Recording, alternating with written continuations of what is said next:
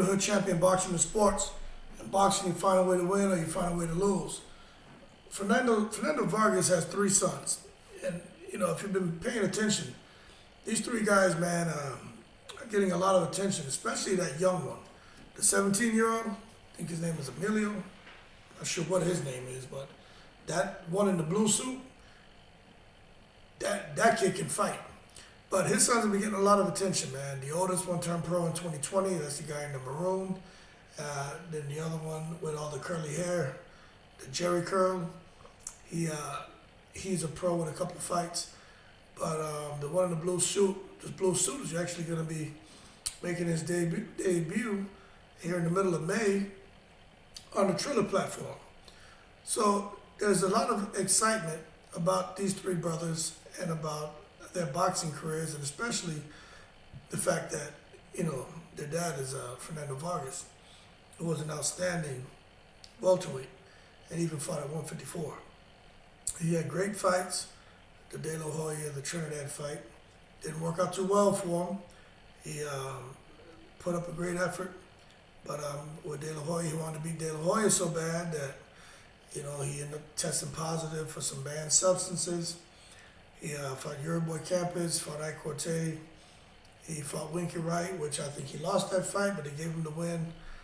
And he just did a lot of great stuff, but he was like what's that guy, Francisco Bajado? Young, amazing talent, pushed too fast. Vargas went a lot further. I think he was like 22 wins or 5 losses. 25 wins, 5 losses, 22 knockouts. But was pushed very fast. That fight with Tito Trinidad did not help him at all. Trinidad was just a monster at that time. Then he ended up losing to Ricardo Mayorga, lost to Shane Mosley. But for his sons, okay, those guys are the real deal. I'm going to go ahead and call it now. One thing, none of them are going to get abused in boxing because of Fernando. He's seen it all. He's heard it all. He's been at the top, and he had pretty great losses, and he's been on highs and he's experienced lows. So there's no way in the world he's going to let his sons go through any of that. Anything negative, anybody abuse them, definitely not going to let them get hurt in the ring, although they're in a hurt business. Because Fernando Vargas didn't grow up with a father, and he is not living through his sons, but he's living through his sons, if you know what I mean. What I mean by that is, he's not going to push his sons to go out there and do something in boxing that he wasn't able to do, or for them to put themselves in a position like what he was put in against Tito Trinidad, where maybe he wasn't quite ready for that fight. He's not going to have his sons, just because of their name, go out there and get in the ring with a killer when he knows they're not ready for that. So he's living through them in the sense that he's watching them and seeing how they are with him in their relationship and saying, damn, this is what I would have wanted for me had I known my dad. So that's how he's living through them. But one thing about Fernando Vargas, see, this Triller platform, it's almost like when the Zone came around. He should get his sons in there. I think he should. It's trying to figure out opponents for them to fight in May. But get them in there. Let them make their money, man. Because I don't know how long Triller's going to be around. But if they're still paying handsome paydays to these guys, to these fighters, they should get on there and make as much money as possible. I don't think they should go jump to Saudi Arabia like Eddie Hearn, but anything here, stateside, where he can be there and have control of a lot of things, especially his sons, and who they're fighting and how they're being treated, he should do it. I really hope these guys here can ride this wave. Out of the three of them, that one in the blue suit, if you haven't seen that guy fight, he's like damn like Lomachenko, man. Let me see what is his name, because he's the one who's gonna be fighting. So his son's name is Fernando Vargas Jr. That's the one in the maroon. Amado Vargas is the one with the Jerry curl. And then Emiliano Vargas is the one in the blue suit. That Emiliano Vargas, guy like damn Lomachenko. If you haven't seen him fight, you need to go watch him.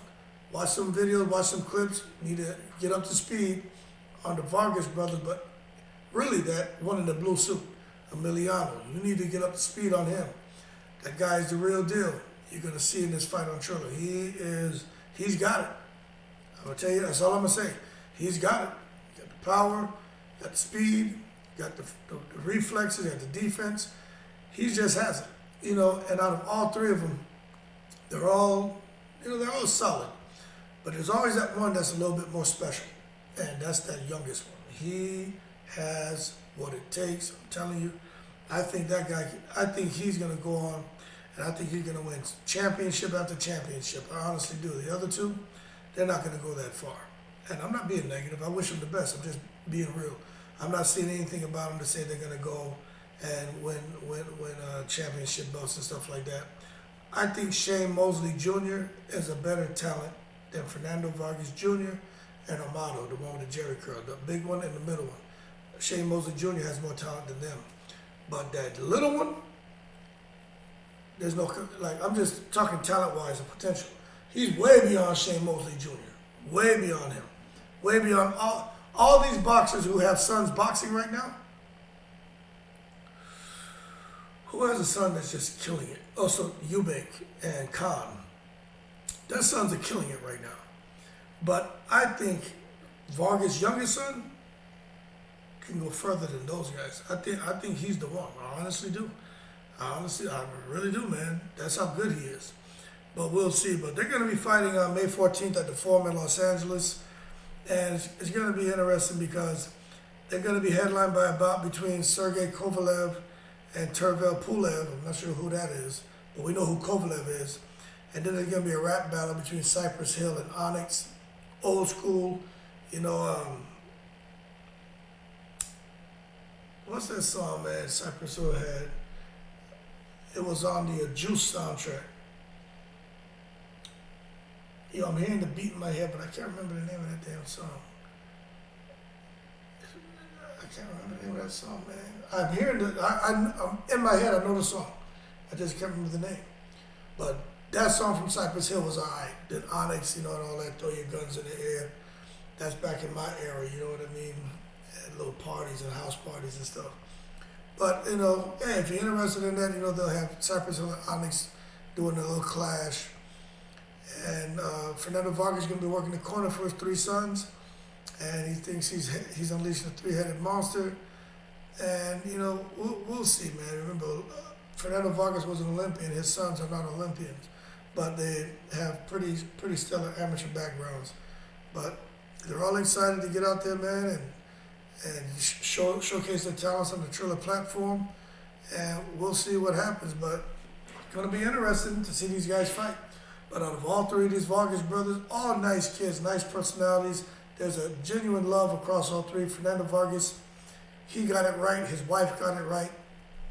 It's just nice to see. That's what happens when there's love in the house, a good relationship between the mother and father, and these kids, they live what they learn, and being there with the mother and father in a household full of love, a lot of religion too. I'm not getting into that. I'm just saying, I believe there's a lot of religion in the house too.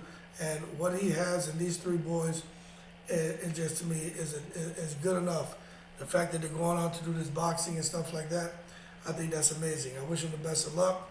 They're all talented, but the one who's going to take that Vargas name to the next level is that little one in that blue suit. Mark my words. That being said, like and subscribe if you enjoyed the video. Shout out to all the veterans, and as always, I'm in the breeze.